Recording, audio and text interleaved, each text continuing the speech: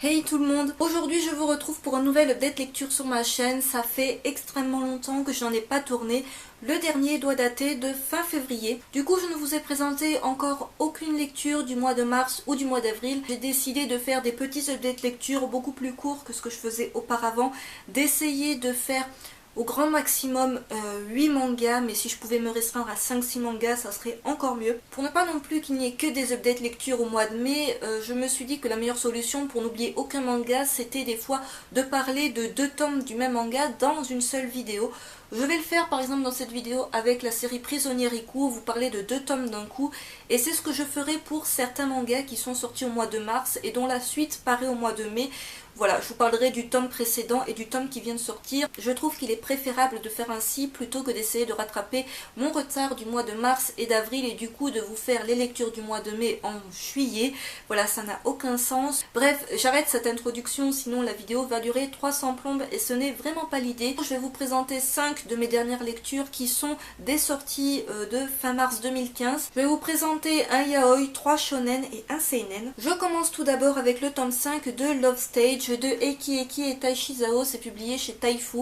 Donc la série est toujours en cours au Japon avec 5 tomes de parus. Il n'y a toujours pas de date à l'heure actuelle pour le tome 6 au Japon et donc CQFD, il n'y a pas de date pour le tome 6 en France. Si vous rejoignez ma chaîne depuis peu, vous ne le savez peut-être pas, mais Love Stage fait partie de mes coups de cœur yaoi de 2014. J'ai pris le train complètement en route avec cette série. À la base, elle ne me tentait pas plus que cela et finalement j'avais acheté, il me semble, les 3 premiers tomes d'un coup que j'avais littéralement dévoré. J'avais fait une vidéo coup de cœur à son sujet si cela vous intéresse et que vous ne l'avez pas vu. J'avais présenté le tome 4, il me semble, dans un bilan lecture ou peut-être un update lecture déjà. Et du coup le tome 5 s'est fait franchement attendre. Mais il faut dire que le rythme de parution des tomes de Love Stage est assez lent et d'autant plus maintenant qu'on a rattrapé le Japon. Dans ce tome 5, le couple Izumi Ryoma est un petit peu mis en péril. Et c'est ce qui est toujours assez intéressant dans ce genre de yaoi, c'est de voir que le couple ne fonctionne pas comme prévu, qu'il y a toujours quelque chose qui va se mettre en travers de leur route. Bon là il s'agit d'un personnage qui va faire une bourde monumentale et causer un petit peu la perte de ce couple. Bien heureusement, tout est bien, qui finit bien, on s'en doute, c'est vraiment un manga, comme je l'ai déjà dit, qui est une véritable bouffée d'oxygène. C'est des barres de rire assurées, en plus ce sont un duo de personnages vraiment très attachants, vraiment très mignons.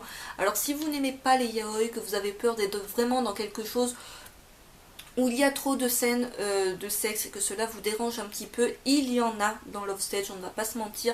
C'est un yaoi dans lequel il y a pas mal de scènes de sexe, même s'il n'est pas vendu sous plastique, et donc que l'on ne voit entre guillemets pas grand chose. Je vous montre la page couleur au début du tome. C'est vraiment un yaoi dont j'apprécie tout particulièrement les dessins. Il y a certains yaoi un petit peu plus adultes, je dirais, qui me paraissent, on va dire, un peu plus froid dans les dessins, un petit peu plus vide, alors que là, même si niveau arrière-plan, il n'y a pas quelque chose de très détaillé, c'est vraiment sur les expressions des personnages et tout qui sont vraiment très bien faites. On est vraiment dans l'émotion, alors ce n'est pas non plus un truc qui va vous prendre aux tripes comme on peut s'en douter, mais il y a quand même quelques scènes avec pas mal d'émotions et c'est vraiment un titre que je vous recommande. Si vous voulez passer un bon moment de lecture, un bon moment de détente et que vous cherchez un yaoi dans cette lignée-là, c'est vraiment un titre que je vous recommande, du même genre de Junjo Romantica ou de Sekaiichi Hatsukoi. Voilà, avec un seul couple par contre, parce que dans les autres séries on suit plusieurs couples, là on ne suit qu'un seul couple. Mais c'est vraiment un yaoi que je vous recommande. J'enchaîne avec le tome 2 de A Silent Voice de Yoshitoki Oima, c'est publié chez Kiyun dans leur collection Shonen. Donc la série est terminée au Japon en 7 tomes, le tome 3 est prévu en France pour le 21 mai et le tome 4 pour le 21 juillet. Si vous avez vu ma vidéo What's New du mois de janvier, je vous parlais du tome 1 de la série, qui était une série que j'attendais beaucoup en 2015 de par le fait que Kiyun en a pas mal parlé et que le synopsis était assez intriguant et ça change un petit peu de ce qu'on avait l'habitude de lire.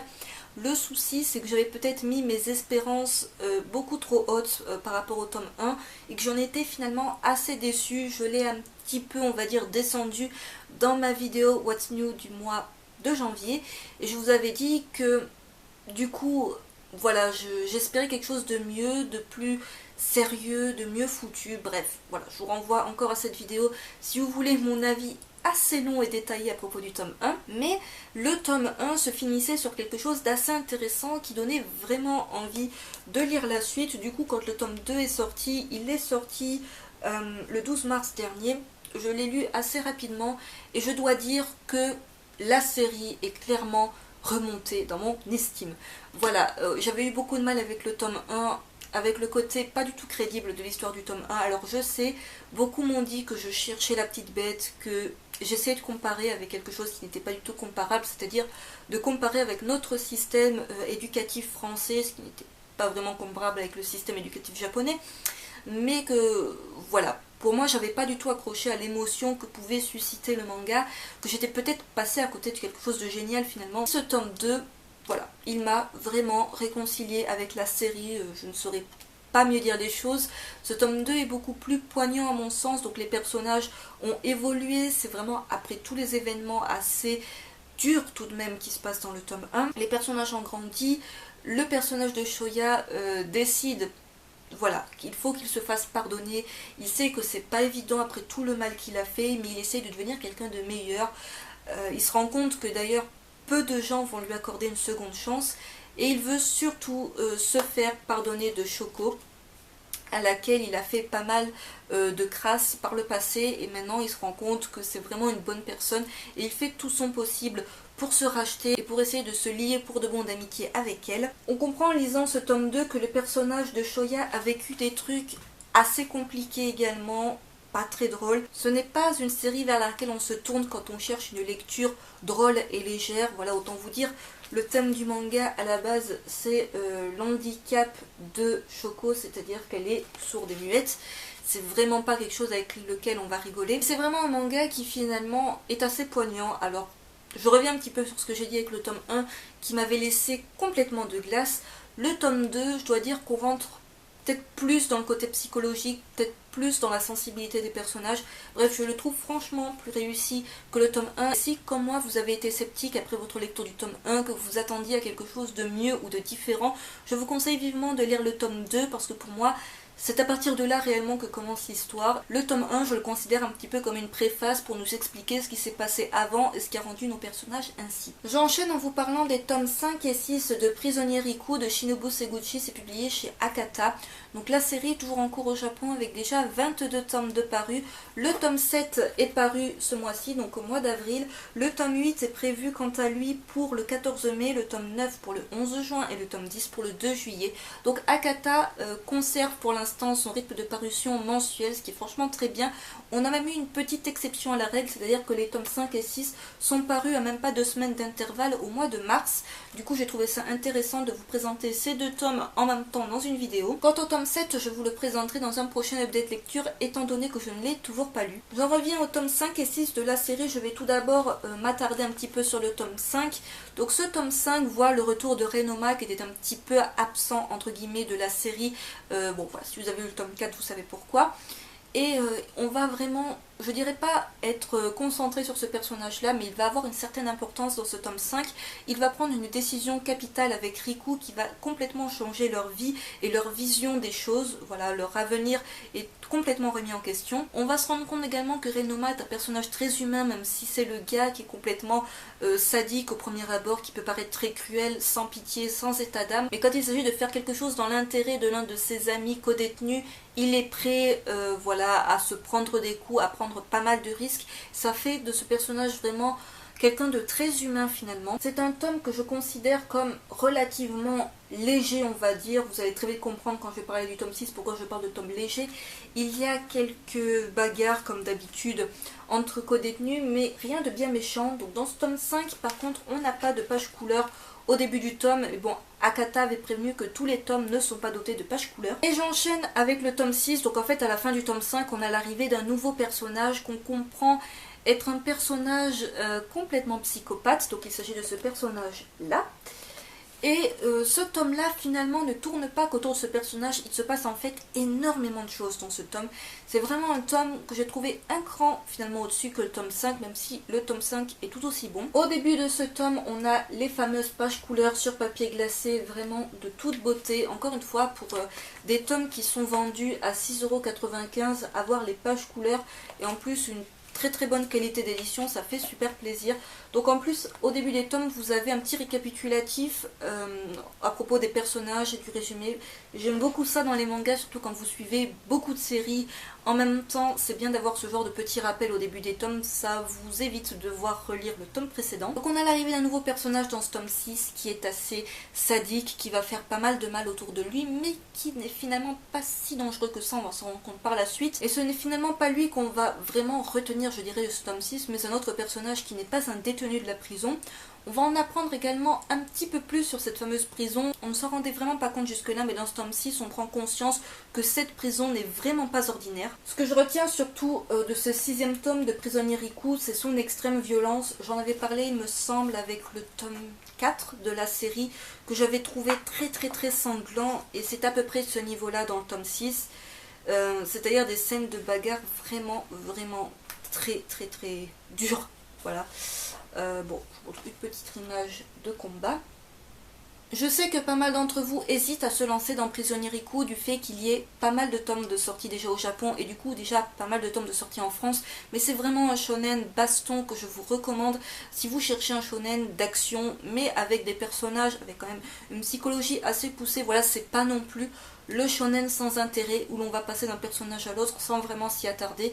Il y a vraiment une histoire de fond très intéressante et c'est vraiment super passionnant à suivre, et c'est finalement tant mieux qu'on ait les tomes assez rapidement comme je l'ai déjà dit, parce qu'un tome, autant vous dire comme ça se lit vraiment très vite et on a toujours envie de découvrir la suite. Je continue avec le tome 4 de Red Ice Wars Akame ga Kill de Takahiro et Tetsuya Tashihiro, c'est publié chez Kurokawa.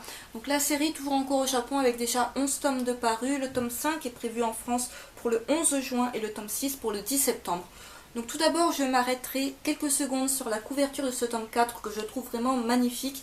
C'est pour l'instant ma couverture préférée des 4 tomes sortis en France. Comme on peut s'en douter avec la couverture, le personnage phare de ce tome 4 n'est autre que Estes, qui est mon personnage féminin préféré de la série. Alors c'est un personnage méchant, cruel, sans pitié, ultra puissant, tout ce que vous voulez, mais c'est vraiment un personnage que j'apprécie beaucoup et on va pas mal s'arrêter sur ce personnage dans ce tome 4. Alors pas spécialement se préoccuper de son passé, même si on va voir quelques bribes voilà, de son pouvoir, de qu'est-ce qu'elle a pu faire par le passé.